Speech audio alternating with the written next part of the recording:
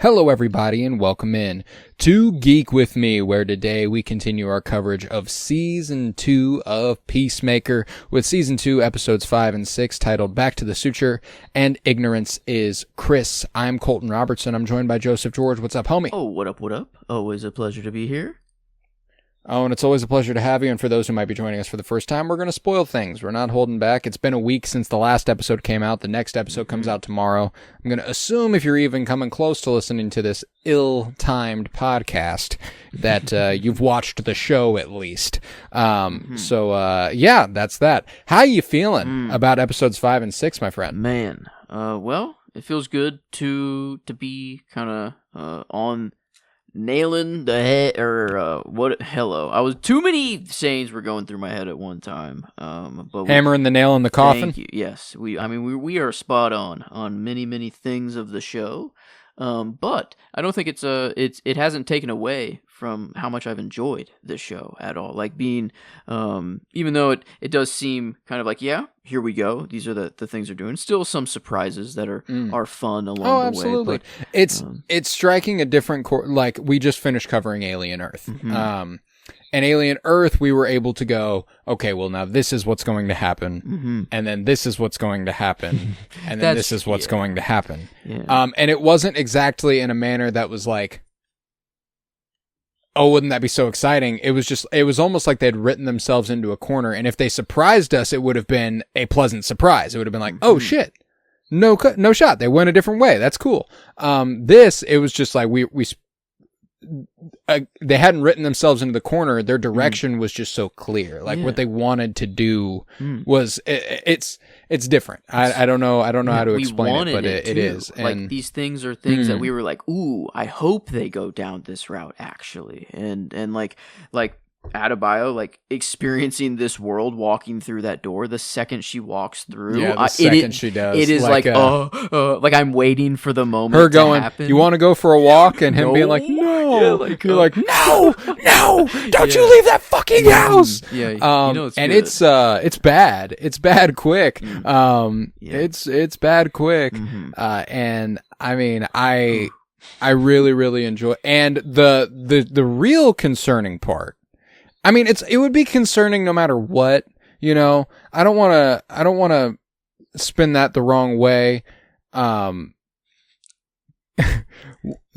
The way Keith says it is one of them got out. Yeah. Which is not good. It's and you know, not that them having been eradicated would have been better. But it's all bad no matter what. But like, I kind of assumed black people didn't exist anymore. That would have been I'd a assumed little there'd been a genocide. Yeah. Like maybe even like they just never existed. It would have been a little neater. It would have been a little bit of a but we're definitely heading a direction that's like, there's somewhere, and that is a little worse to think of what those conditions are. The fact that we might now be going there. But if we are going there, it's likely a freedom situation, which will be a good time. That's true. Because I think we were also we were right about him realizing and him going, oh wait, like, oh fuck. I do think it is immediately going to flip things on its head for him, except for when it comes to his brother and his dad. Yeah. Or definitely his brother. I don't think it'll do much for him with his dad. I think he'll be like, so in this universe, you just got everything you wanted. You know, like it wasn't, you hate me in our lifetime, not just because I killed my brother to you, but because whites don't rule the world. That's why you're bitter. That's why you are a bitter asshole of an old man. Just this paints Augie just so like, what a terrible character. Oh, I mean, he was already fucking awful. He was already so fucking terrible. And now in this world, all of the heroes are white supremacists. Yep. That's a crazy, and I'm a big fan of those kinds of stories whenever like the Arrowverse went to like the fascist Superman route. It wasn't strictly Nazis. I don't remember if that was quite what they were doing, but they did their version of Nazis. This world gets to be like, nope, they're Nazis. And I straight up, like the swastikas on the flag and everything. Not and afraid. I appreciate I love that. I love that he's choosing to go that route and go, yep, we're going to attack this because is there a better time to, like, it feels like we are primed for this right now. And, it's been a cool little output that I obviously don't want to credit the corporation. It almost feels like these things are getting out in spite of Warner Brothers. Like these stories are being told and these movies are being made, these shows are being made. One Battle After Another is also the new Leo, Benicio del Toro, Paul Thomas Anderson movie. Deals a lot with neo-Nazis, white supremacy, and has its hand on the pulse of the moment in a way I hadn't really anticipated it would. And it begs this question for me when it comes to Warner Brothers. Are they allowing these stories to be told because they know they can profit off of it, which is the correct answer, because they're not sneaking out, and I was going to say, or are these creatives just like, oh, they know the best route for their stories, we'll let them tell it. That's not the case. Yeah. It's compelling to think about it in that regard. Yeah. And maybe that's why I have this different energy of the show, is that even though Alien Earth was cool and I don't know, I feel like every time I bring it up now or near the end of the show, it was a lot of negative thoughts, but I still enjoyed to watch it. But this is a different level it was a great time. of enjoyment. This is I agree with the creatives. I agree, everything is just feeling right. And a crazy real world connect, or a tangent that seems off, but just is such a sad realization of companies and everything, is that there was a Peacemaker dance in Fortnite, an emote, and it was removed from the game because they showed the Nazi flag in the episode. It was after this episode that they released that they dropped this emote or whatever, and it was to inquire into our partner's creative intentions. And if it isn't clear enough that they are obviously, it's pretty fucking clear what they're doing, dog. Are you a fucking idiot? Yeah. So, and maybe it's just kids, I don't know. They won't be able to see it, and that's mainly the audience that plays Fortnite. So I don't know, maybe that's their rationale there. But it's just kind of wild that just even showing the Nazi symbol in clearly the negative sense, is the music drops to a sinister tone. The leading lady of the show goes, "Oh, this is your perfect world, huh?" Everything's fucked. Yeah, it's so yeah, I don't know. That's just you watch one of the protagonists run for her life. It's obviously not good. Creative intentions, Jesus Fortnite, Christ. crazy.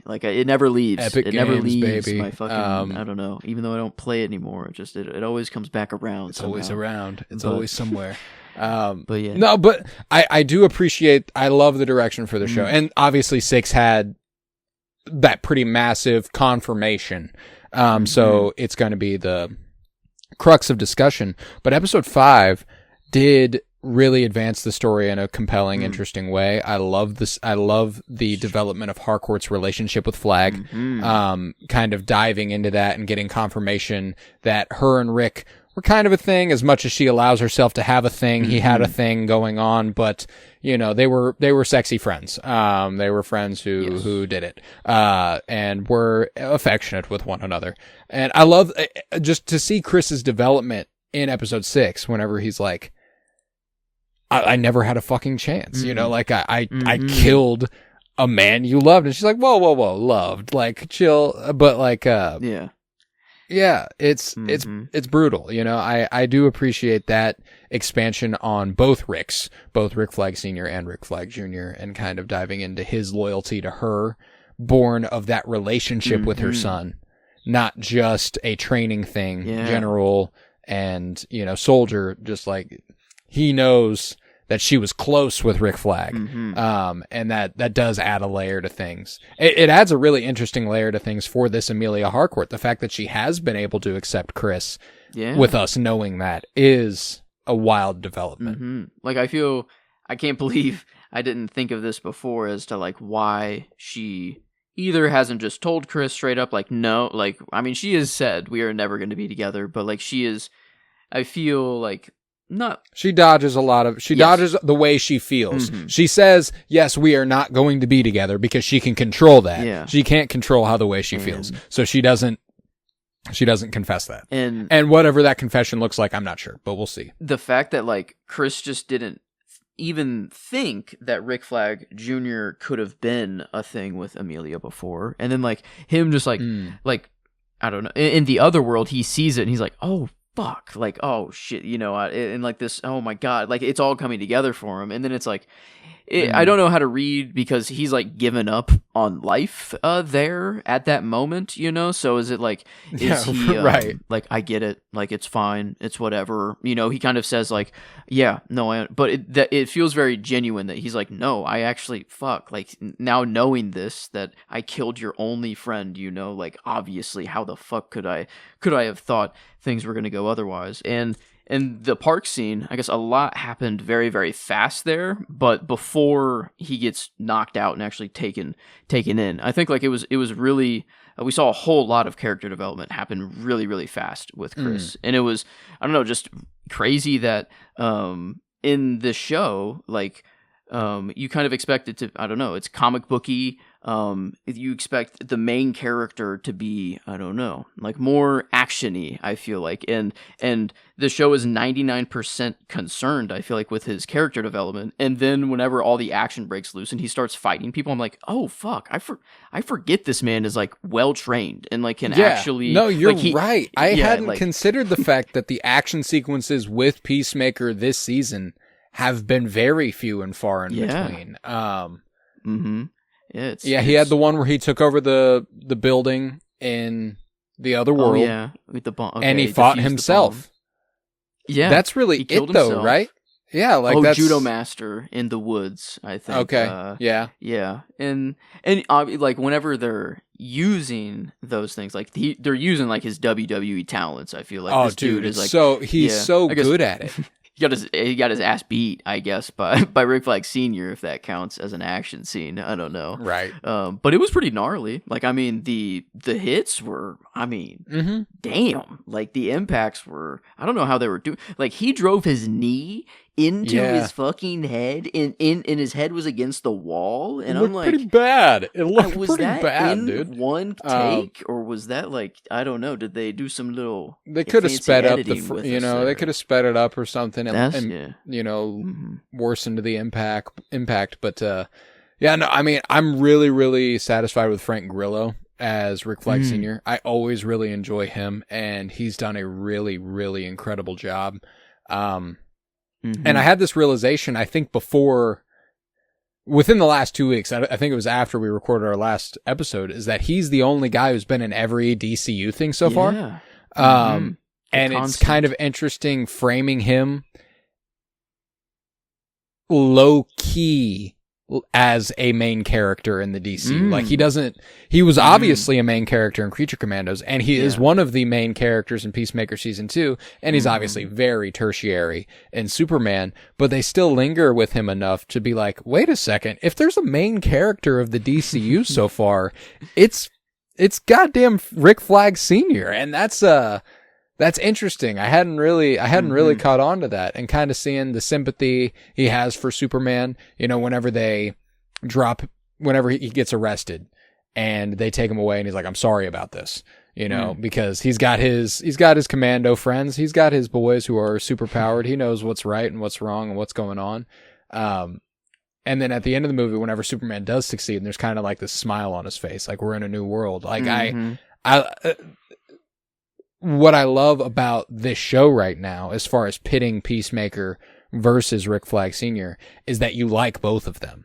You don't, it's similar to connect it back to Alien Earth, whenever we were watching Morrow versus Kirsch.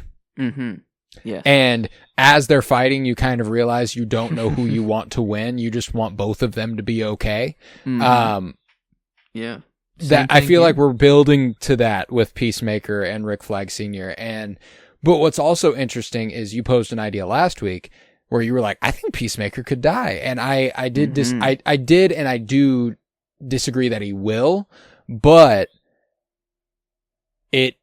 it doesn't feel like an impossible direction for the show, which is really, really exciting. And I think that ultimately, if Rick Flag Sr. and Peacemaker did face off, I think they'd have to find a way to make Peacemaker lose. Yeah. And I don't know what that looks like, but it seems the DCU, like, I don't want to base it off what needs to come next and, who's more important, whatever. But it feels like if Peacemaker drops off the map, I don't know who but it feels his like show ends, but like his show doesn't feel like it's ending either. That's the other thing, is that character. Yeah. We don't have complete 2 episodes left with that character either, though. True. Like, yeah, I know. And that, I don't know. It's so crazy. I'm like 50-50 kind of on it, where like he could just die at the start of the whole theory was just that he is dead at the end of the title sequence of the dance, or lifeless, whatever, and so it's based on really nothing at all. But then whenever I just kind of thought about it, I'm like, man, I think like they could, like, it's like it's just a more of a possibility than it felt like. I don't know, like obviously in season 1, that thought never even crossed my mind. It's like, no, they're not going to kill the dude at the end of the season or whatever, But now that he's made the kind of realization, or he's starting to turn back over, and I feel like I hope we see this revolution in this other world, and he like spearheads it a little bit, helps that would be cool. From the inside, or whatever, and we get a full revolution on that world. But then, it'd feel kind of weird for him to kind of die now. That's why I'm like, it's one of those things where I could see, I still can't really see them doing it yet. Because I do think that, again, like you said, I don't want to base it off things that are happening and, the larger universe, as it were, but I do think it's important that this universe just started. Peacemaker is one of the only established characters coming into it. And to just immediately go, and now he's dead and we can move on, would feel kind of strange, especially when James Gunn obviously has such an affinity for it. But as we know with James Gunn, it doesn't matter if he has an affinity for something. He recognizes when a character needs to be done. And I really love that about him. That's why, but that also knowing that what we've seen from him, it would be astonishing if Peacemaker died at the end of this season. I think I'm much, maybe not even 50-50 anymore. It feels just kind of wrong to kill him. It definitely would be a surprise, and if it happens, but that's why I'm like, when it comes to a Rick Flag Sr. versus Chris face-off, I'm incredibly intrigued by the direction that would go, because I don't think he would allow himself to kill Rick Flag Sr. I think he's at the point now where he's killed his son. He's not going to kill him too. No, and. Can't. Does he make a sack play? Does he what is there a sacrifice he can make? I just don't. I'm trying to think of any weird way that he would have to sacrifice himself. I have to close the door from the inside. Someone has to stay, or I don't know, for you guys to get back, and obviously it has to be me. I don't know. But then it feels like this whole arc that we're on with Hardcore and Peacemaker is and there have been confirmed reports as well that the finale of this show will be an hour, longer than these last few episodes have been. So like we have the length of a feature film left, which when you frame it like that, is a lot of time to do things. So I don't know. I still don't see him dying right now. But I do think that it's more possible than I'd previously. It's funny that you're coming down and I'm going up. I see it more more substantially a possibility than I did previously. But again, I still don't think it will happen. I just think that it's more possible than I'd previously given it credit for, and that makes the show more exciting. Yeah. That like I genuinely do fear for the main character's life, because we are in this state of change and questions about about him and about the actual universe he exists in. Like I said, he's one of the only established characters, but is that more reason to go, well, then let's wash our hands of him and move on? Yeah. I don't know. I wonder now, it being a white world, is there a Superman in that world? That is a hero that does have white skin. I don't know pin him a Nazi though. That's my my holdup. There's a lot of Superman stories where they establish a nature versus nurture thing, and they kind of emphasize in turn how important Ma and Pa Kent were. If Ma and Pa Kent were in the exactly. They're like, what if he landed in the USSR? So the red Superman. Like what if he'd landed here? What if he'd landed there? There's a lot of stories about Elseworlds fascist Supermen, which is why I'm like, it's not impossible for this world to kind of try and go that direction. But he's obviously not with the revolutionary group. Otherwise, it would be fine.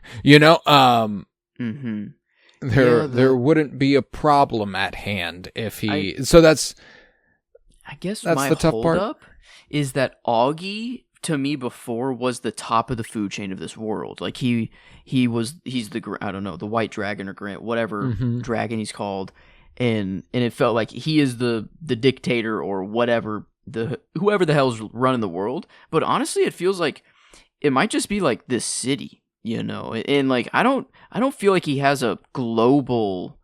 I don't know. The American, it's at least the country. True. Okay. The American flag has a swastika on it. But like, what if at a governmental agency? Is he responsible though? No. Yeah. Like, is he? I think he's very important in maintaining it. They are famous. They are, they're a very big deal. But I think it would be an even more an even cooler step to take to be like, he's actually not that important here. Yeah. He's famous in this town. They are the heroes of this city. Batman is the hero of Gotham, and Superman and Metropolis and stuff. They've got this little patch of grass, and they're famous here, but they're actually small potatoes. I would love if that was the case for the White Dragon. Because I don't know, like they're obviously well known in their town, and everyone is very glad whenever they see them, but it just doesn't feel that he is the global power that is holding it. Yeah, like not at all. So and I don't think he was in season 1 either. I think he was as far as like a leader of a sect of white supremacists. True. I don't think he was the leader of white supremacists. He was just he'd cut out a career for himself as a hate-mongering, hateful fascist fuck, and there were certain people out there who were like, this is my kind of guy, let's go follow him. I guess I painted him also before as like he is the KKK top dog, but no, it's probably just like in this area that he is. Yeah, that's why I'm like, I don't know that he is as important as he makes himself out to be. And what does that mean in the other world then? Right.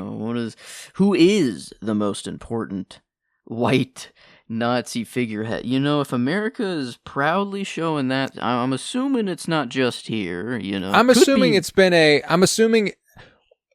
Elseworlds spinoff. There's even a chance the Nazis won World War II.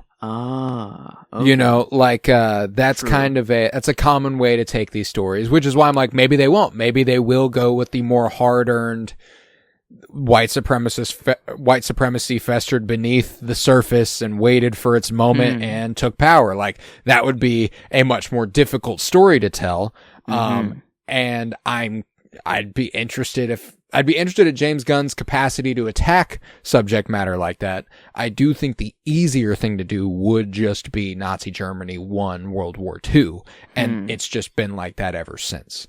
That is weird. I don't know why I thought the other way. I thought it was this like very new age sort of thing, but yeah, no, this world's been cooking, it's been existing for as long as the other worlds, I guess, and yeah, it's much more likely that it's just the Nazis won World War II. That just didn't even cross my mind. I'm thinking of, all right, how did Augie fucking do all this shit, blah blah blah, and no, I don't think he did shit. I think he's just I think he's a small and pathetic.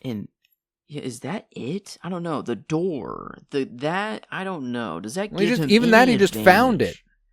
Yeah. But I think it gives him. I think it gives him an advantage. He has this pocket dimension where he can go learn how to create shit like the shit he does.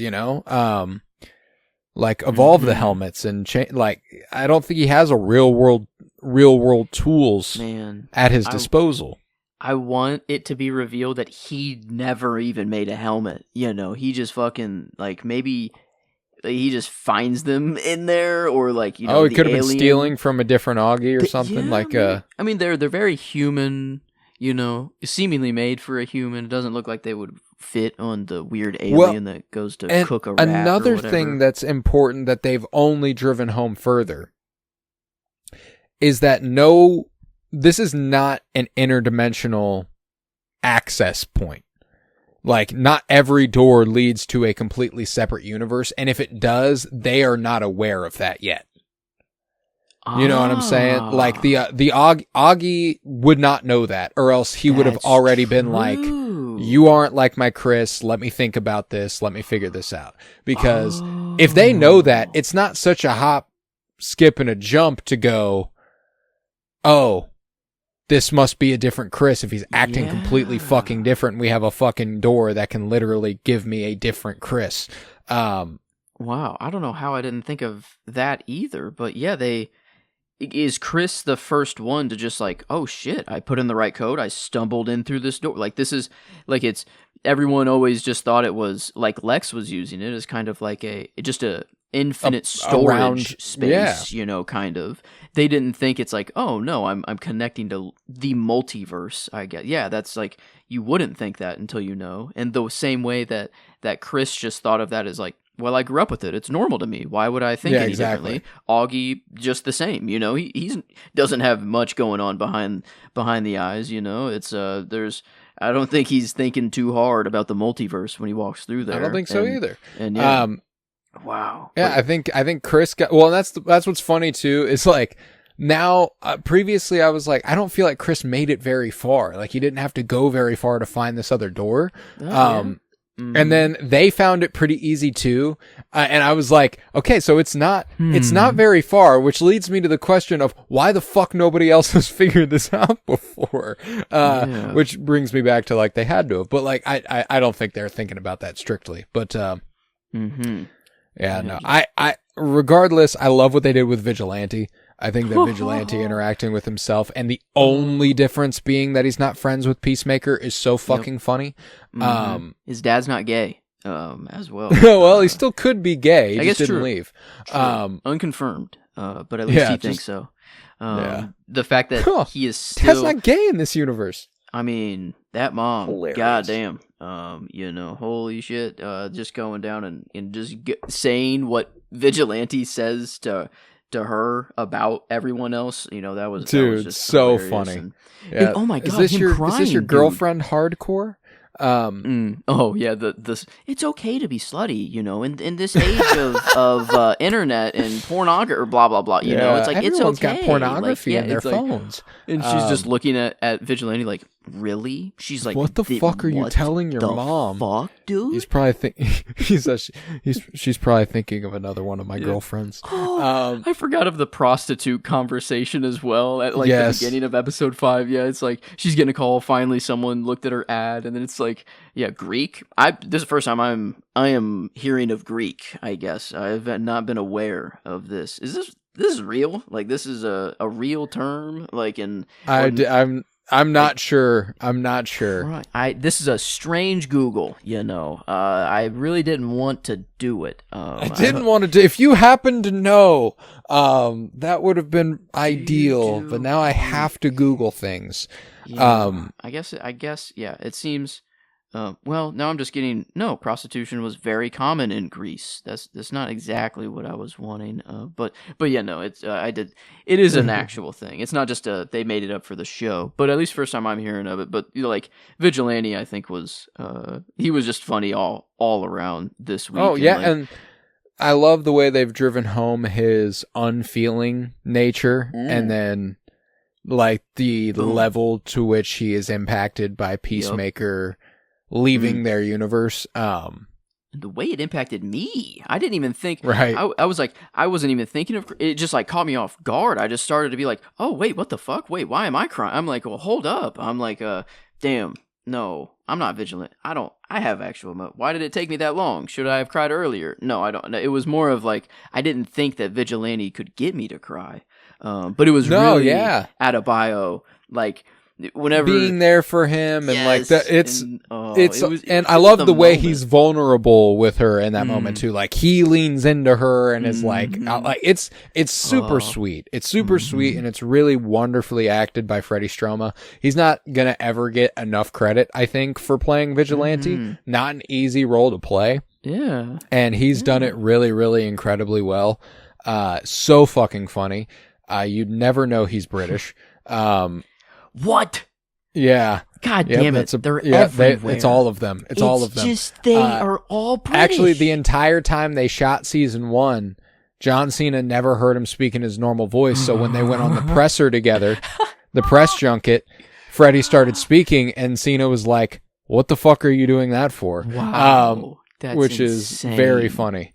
Oh my God.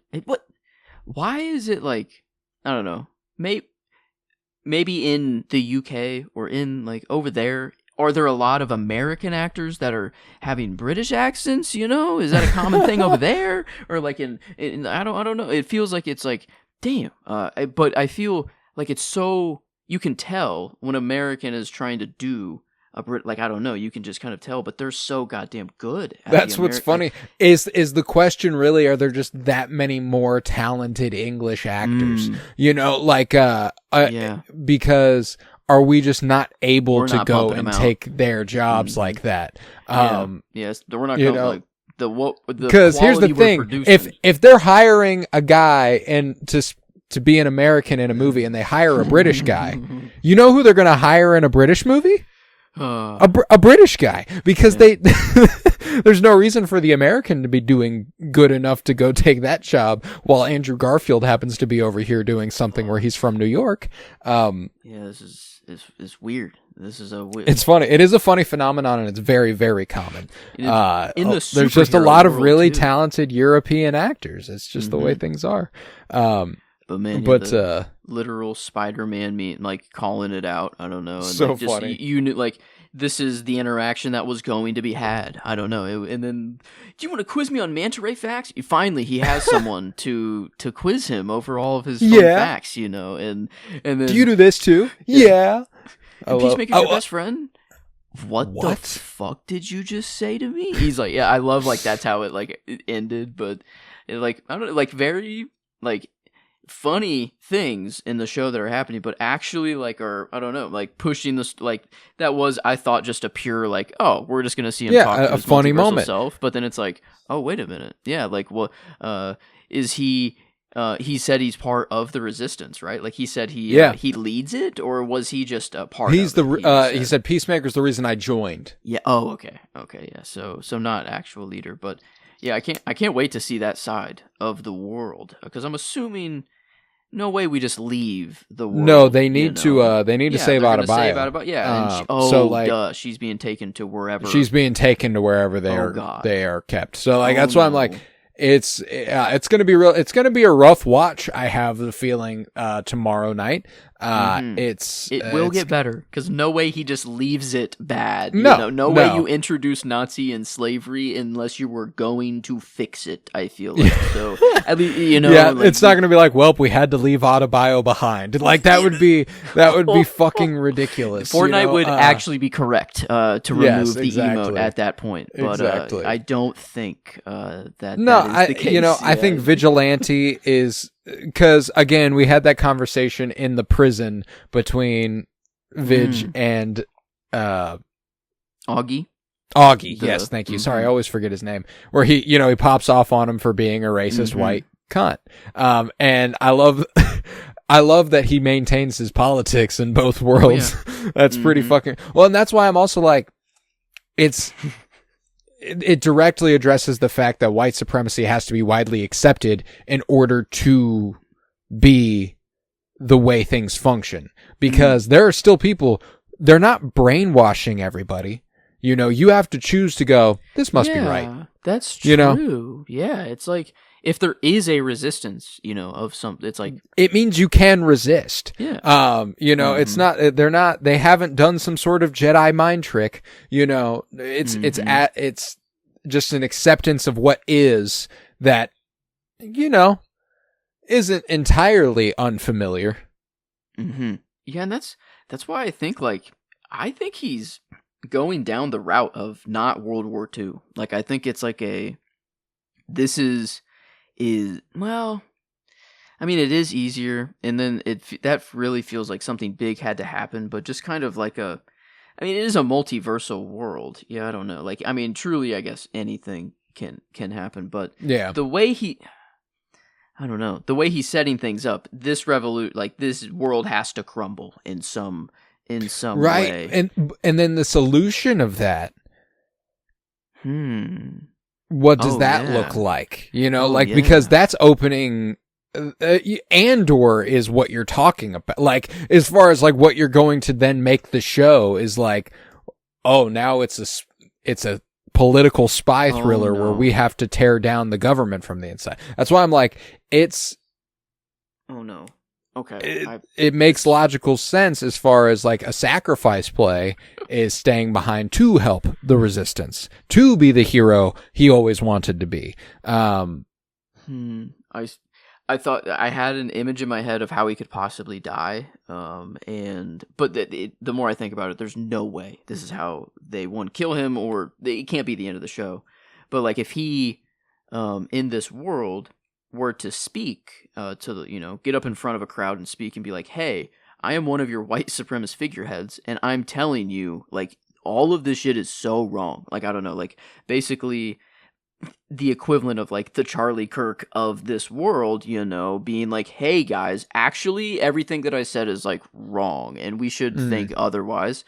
Does he get, does the crowd go crazy and be like, "No, okay, we want to kill you now"? I don't know. And I don't think that's likely at all, because we're just going to see them go save I think it's clearly just, wherever Adebayo is going, that is where the story is going there.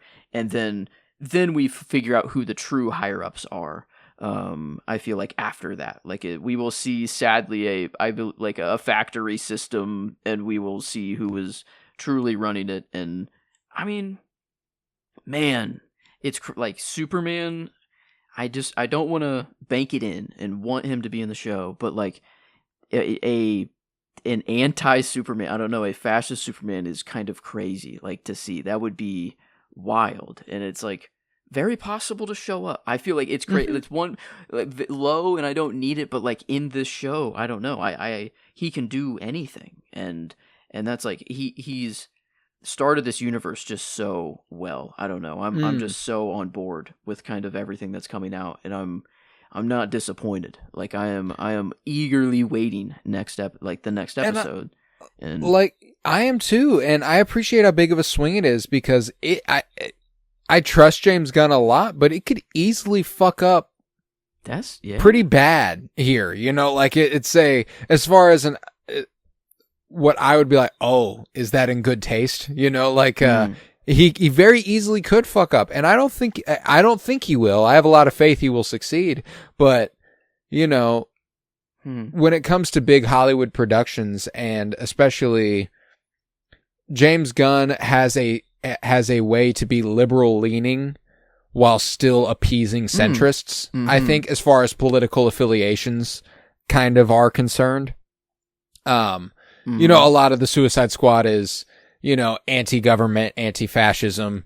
That's generally, associated with liberal leftist policy. But it also features a sequence where we nonchalantly kill a bunch of revolutionaries. You know what I'm saying? Like, we have a scene in Superman, which is supposed to be a, generally be kind, be good, be nice movie, where he manages to make a both sides joke, and it's like, and that was on Fox News for weeks about how it was woke and stuff, but there's even a joke at the end of the movie where he's like, one thing that liberals and conservatives can agree on,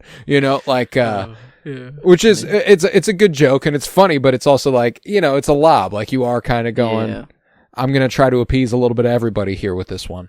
And so I am curious if, because like I said, he's towing a delicate line, which is why I do think the easier thing to do would be Nazis won World War II. Safer business decision. It's a much safer business decision. It's something you don't feel like you have to dive into as much as the story being new and fresh would kind of necessitate you diving into. And with 2 episodes left, that's fair. Yeah, it might just be easier to go Nazis won World War II, and this is just, and don't get me wrong, he could still fuck that up too, but I don't think he will. Yeah, because that's a weird lineage to just track forward to present day, right. But yeah, I feel like the revolution will happen, and it feels kind of, I don't know. Maybe it is contained to America somehow, but like if not, they're going to have to like help the whole world, save the world somehow, and that's what that they did is the in difficult. Season 1, I guess It is, but that's a much easiher problem to solve with one big. Boom! I killed that thing, and now it's over. Or whatever. This is we need to kill every Nazi. That's all. We need to kill every Nazi, and also systemically change everything about the way that. And that's why I'm like, it's a very, very interesting place to build to in the last couple episodes of a show, unless they intend on season 3 kind of being this show. But it sets up the next like, is this just they come home and they're like, holy shit, we need help. Like we can't do this on our own. We need Superman. And then it's like, all right, now our boy is going to any world we want him to go. I don't. That gets really complicated though. Like that's why I'm like, Then you need to watch Peacemaker to kind of. You need to watch Peacemaker, and then you also we're talking about a world where. Logistically, that's a long-term endeavor by any definition, by any process. It's going to be they're not just going to go, oh, well, we killed the big one. Now every person who just was okay with living in Nazi America is going to go back to realizing everything's fucked. You know what I'm saying? Like, that's why I'm like, it's a very difficult place to have found yourself. And I don't think he's written himself into a corner. I do think he could find a way out. But it's almost inevitable that he will not stay for a long-term fight. And if he does, I'll be pleasantly surprised. It's like every pot. Like if they just leave, that's pretty bad. Like if they leave and do it's nothing, not a good look. That's like the thing. Like if they say they can somehow destroy the whole timeline of sorts, I don't feel like that's like the right answer either. It's not ethical. That's why I'm like, it is a very Like, does Fortnite what have what are some the basis, logistics of actually? freeing? Like, What are the logistics of freeing everybody and then Yeah. bringing them back to a different reality? You know what I'm saying? Like, Because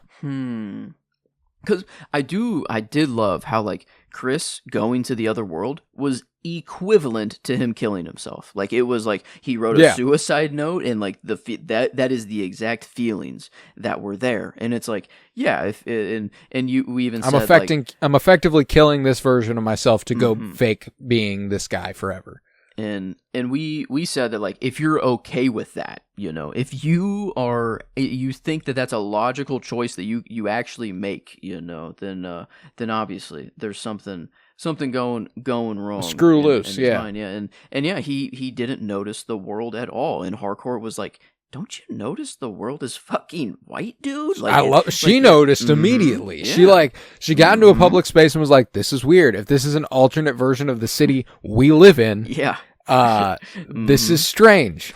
Yeah, it's I don't know. So that was nice to see. We got like our every wish that we kind of said like last episode. It was kind of like we saw, and we're seeing what happens with Adebayo. But did we see what Judo Master did at all?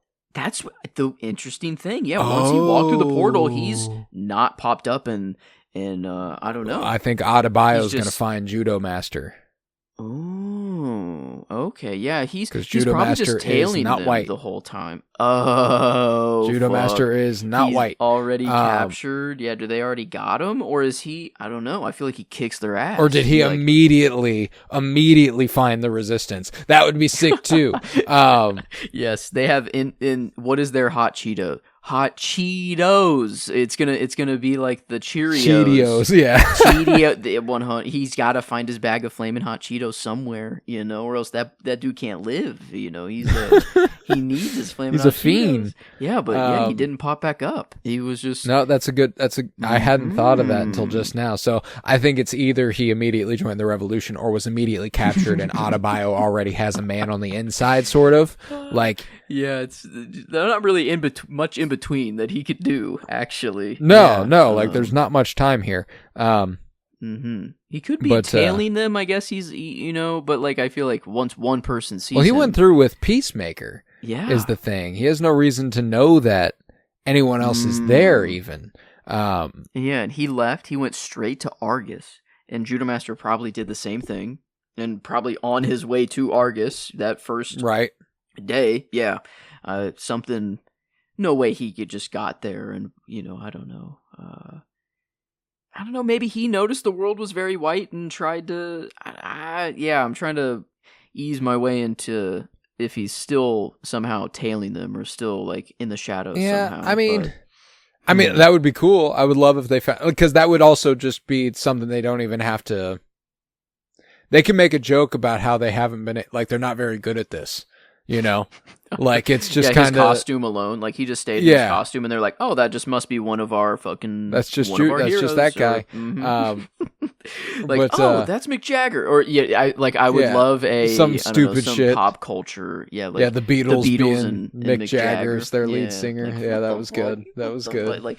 Man, the way they revolutionized music and fucking, oh my god, and it's like this world. I don't know, not to say Mick Jagger sucks, or the Beatles suck. Everyone likes their own music, but this world sucks. And I can't wait to see, hopefully, the revolution that happens. Yeah, but I didn't really realize how eggshell walky it was until talking through it. Like he I don't know, has to find this very narrow. It's a delicate line. Balance, and if he has, that's the thing. If they committed to this, he's obviously confident in what he's got, and that's never been a bad thing with James Gunn. That's why I'm like, it would be extremely surprising if I find myself like, oh no, he finally missed. Like the gun generally doesn't jam, so I'm hoping that it do not. It do not, and that's why I'm like, I hope the streak continues, because I'm loving it right now. I could quickly go. No matter what, I think I'll be like, well, okay, I'll be at least mostly okay with it.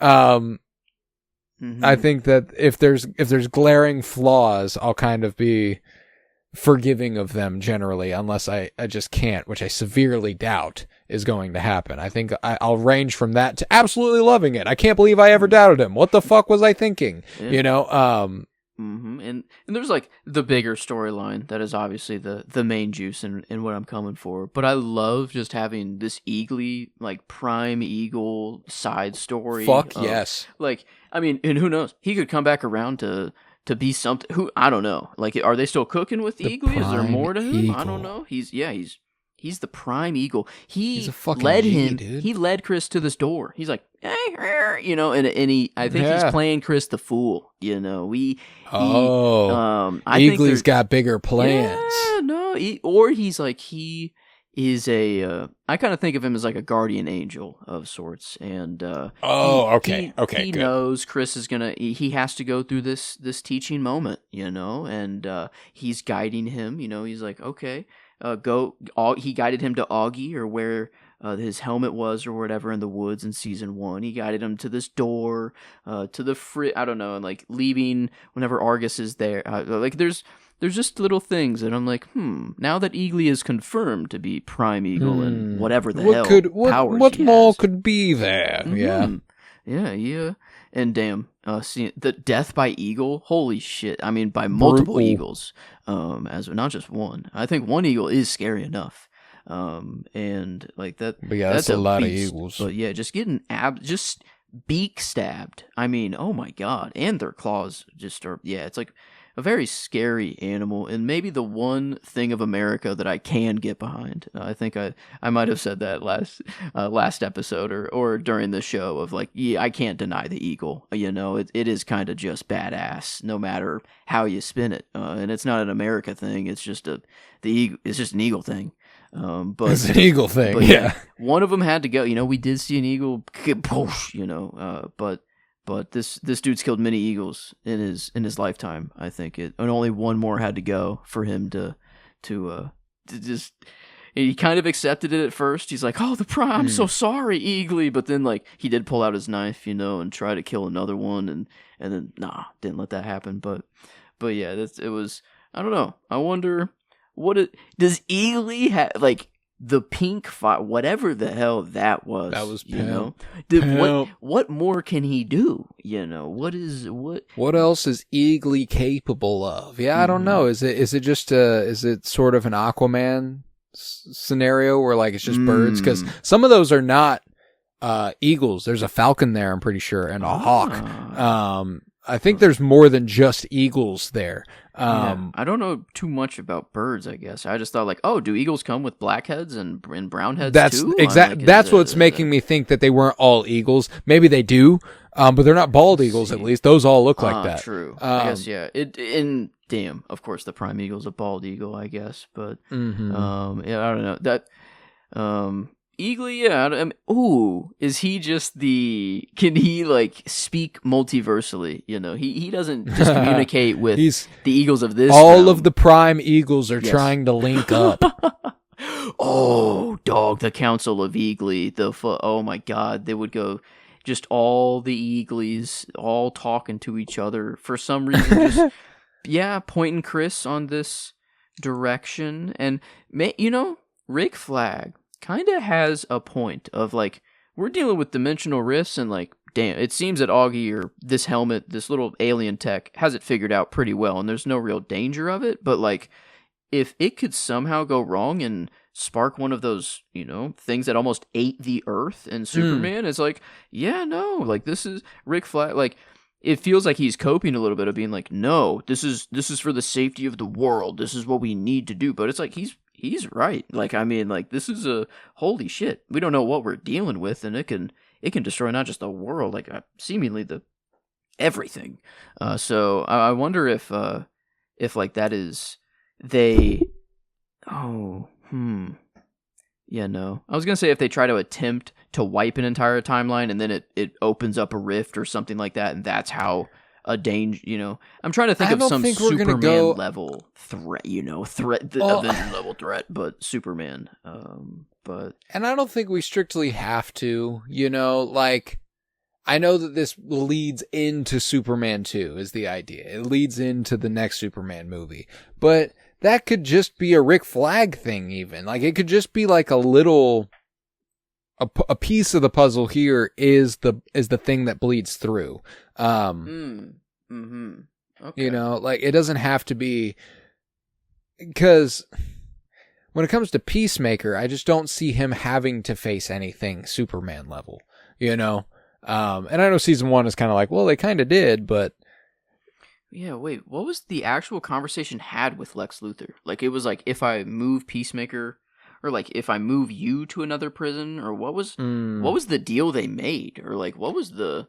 Lex seemed to have the upper hand, for one. I remember kind of that, but I don't like, explicitly remember what... Well, Rick came to Lex for something, which automatically put him in the kind of passenger seat. He came to Lex looking for a way to track the door technology, to track the opening of the door, where they are doing it. And for some reason, Lex I feel like I remember him saying transfer to another prison. Is that like he wants to transfer Lex? That is the deal they end up. That's the deal they end up striking, is that he's no longer going to be at that prison. Yeah. Okay, that makes sense. Okay, then I think I was more just like, holy shit, it's fucking Nick Nolte. It's Nick Holt. Holt. Nick Nolte? Who am I? Nolte.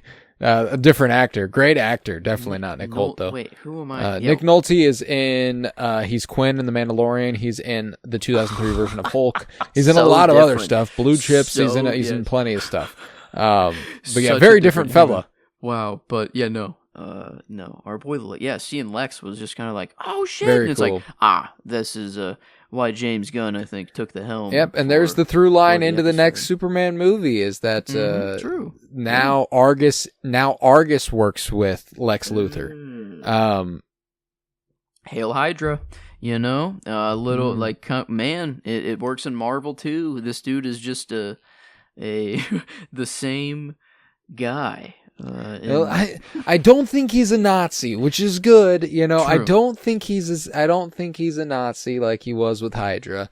What about Nazi World though? You know, is Nazi World, Rick Flag Sr. is probably, well, that's the thing, is that all of them are like soft and like pussies because everything's going exactly right in their world according to their moral compasses. You know what I'm saying? They're like best life. Yeah, and exactly. Like they're all living picture perfect, blissful, ideal white nuclear family bullshit.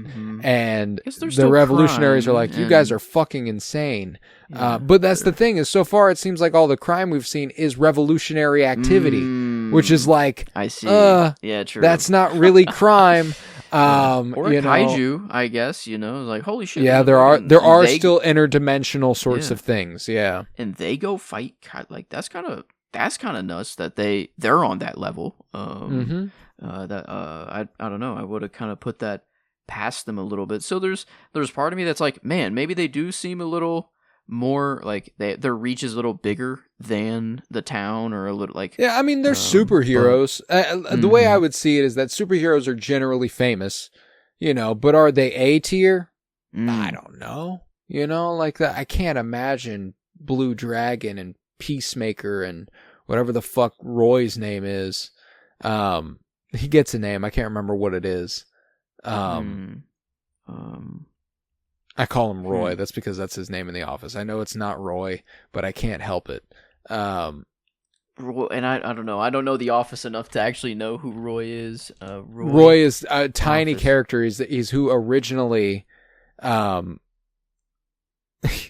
was originally engaged to Pam. They had like a long engagement, and then they break up so that she can be with that's Jim, him. basically. Wow. Yeah. Yes. Okay. I do. I think I have seen one scene with him, actually. Yeah. Okay. Wow. That is weird. To think. Okay. But yeah, I don't know. Are they? What is the biggest Nazi superhero that you could whip up? I don't know. Like, other than Superman, like, because my wish is too much of him to show up. But like, if there's is it worth it if it's Nazi Superman? You know, like, would I rather just see Superman? But no, I'm curious about that as well. I also can see them avoiding getting concerned with that at all. and like just keeping it to this other version of Augie, like, because now he knows, you know, like whenever Economos is like, we come from another reality and it's not even Chris and I'm saying way too much, way too fast, and like all that stuff. Like he's like, and what's cool too is he's not very skeptical of that. Like the dots kind of connect for him, which he's like, does indicate that maybe he does know about the multiversal thing, connecting it back to what I threw out a little bit ago. But that's true. But or like this is the first time it is put. He's like, oh shit, that's what those other doors are. You know, maybe like is that his realization? But yeah, he is very kind of aware. But I feel that's why I'm like, I think we are setting up more Peacemaker versus his dad and brother sort of thing in that world. Yeah, but then I don't know, the fact that like one got out and we're seeing a Nazi like just if the resolution is only with his family, it feels wrong. Like that. No, they do have to do more than that. I just think that is a part of it. You know what I'm saying? Like that's Chris's main battle. That is Chris's. Like, that's Chris's personal battle. Because there's no way that they're just like all of a sudden okay with Chris not being a Nazi. You know what I'm saying? Like that. So. It would be a conversation at least, which is why I'm like, there's going to be a inevitable dad and brother versus Chris, and he has to do it all again, sort of thing. Is how I see it. Yeah. Does he just kill his dad again? Do we see him? I don't know. And like killing his brother. Like, does he? Oh, does he actually? Like, there's nothing to indicate to us that this character is going to get any happier. You know, like, do we want the character to be happier? Yeah, of course. I don't think I don't think he's destined for happiness. I think this poor fucking guy is going to be a devastated little man forever. And I don't think they've done anything to indicate to us that he won't be. He might get little wins, you know, maybe he'll end up with Harcourt and he's got his friends and he's got the 11th Street, the 11th Street kids and all that good stuff. But that dude is sad. Yeah. Like real fucking sad. And I don't know. I don't see us coming to a conclusion here where it's like, he's happy now. Everything is fine. He's back in the real world, and everything is. That's coming at a price, you know. Like he's doing. If he gets back to the real world, it's because he did something in that world that he probably doesn't want to stick around to see the effects of, or something like that, you know. Or that he is happy with the effects of. But either way, it's costing him something.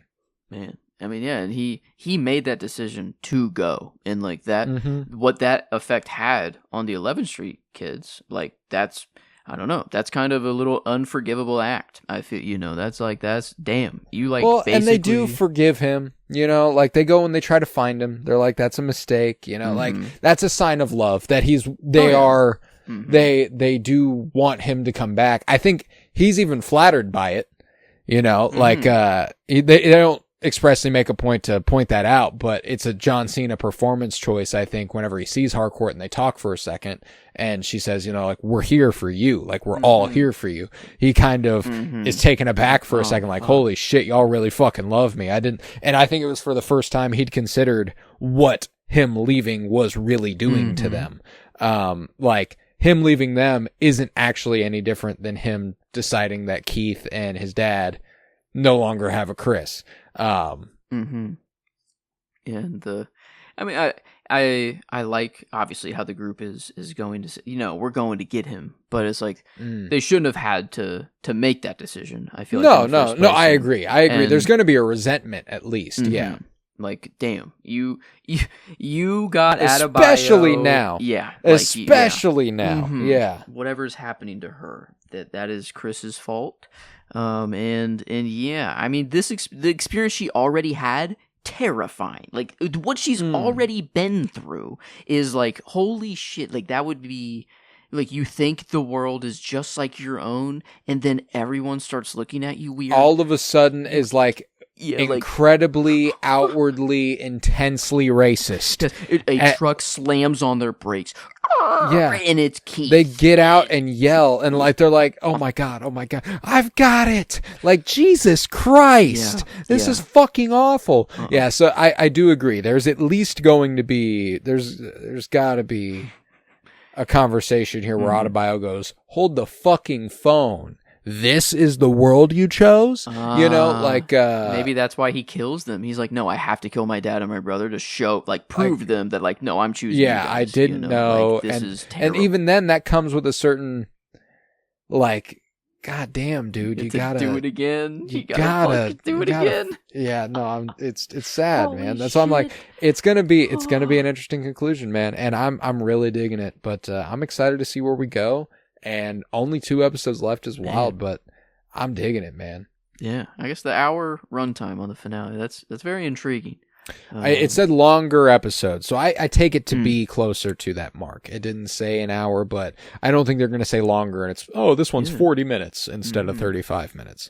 They're having some short ones this season, and I don't know. I don't feel that any week. Some weeks, I guess, have been a little less than others. I don't know, but I don't think it's a runtime thing. It's not a runtime thing. They can do a lot in 35 minutes. It's not like I've grown past. Selfishly, do I want more than 35 minutes of a show that I really like? Yeah, but if that's what it takes for you to tell a good story, I don't give a fuck. You know what I'm saying? Tell whatever story you're telling at the pace you want to tell it. And if it works, it works. If it doesn't, it doesn't. And this is working at 35 minutes, so why complain? It's kind of how I see it. Yeah. You're right. The gun ain't jamming, I don't think. But it's not yet. We have it's not yet. This is a potential big jam risk coming up. And that's why I love the swing at least. I love the swing at least as of yet. It could not pay off, but I'm there right now. But I think with that we could probably conclude this episode. I'll do some plugs, and we will talk about what we're going to do in the weeks to come because we got a lot of fun ideas.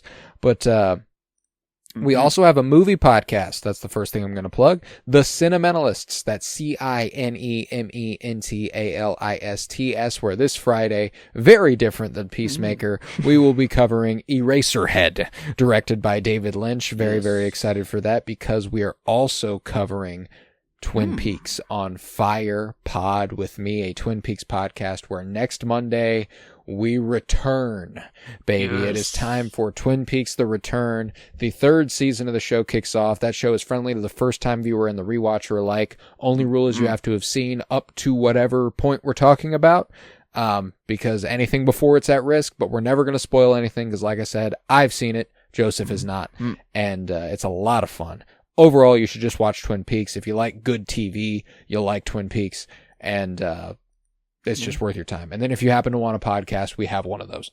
And then leave a 5-star rate and review and download wherever you might be listening. Geek with Me is it's doing well. It's a consistent performer. It's always doing what it's doing, and we never really have to doubt it. So that's always nice. But we do appreciate everyone who did choose to listen today. Come on back here in a couple weeks for the finale episode of Peacemaker Season 2. We'll be discussing episodes 7 and 8 of Season 2. And in the meantime, we're trying to fill the gaps. Alien Earth just concluded. We were covering that. We've got an idea for a sort of Frankenstein's monster sort of bit, where we build a character from comic book characters. And I've kind of a draft format. I'm very excited for that. We'll probably do that closer to Halloween. We've floated Werewolf by Night. We've floated a couple ideas. It's October now, baby. We're excited. I can't wait. Vision Season 3 is the end of this month. There's that coming. Marvel Zombies just aired this last week. There's a lot of good stuff out there. So we've got stuff to cover. We're not worried about it. So stick around. We would appreciate it. But any parting thoughts here as we are about to sign off? I don't think so.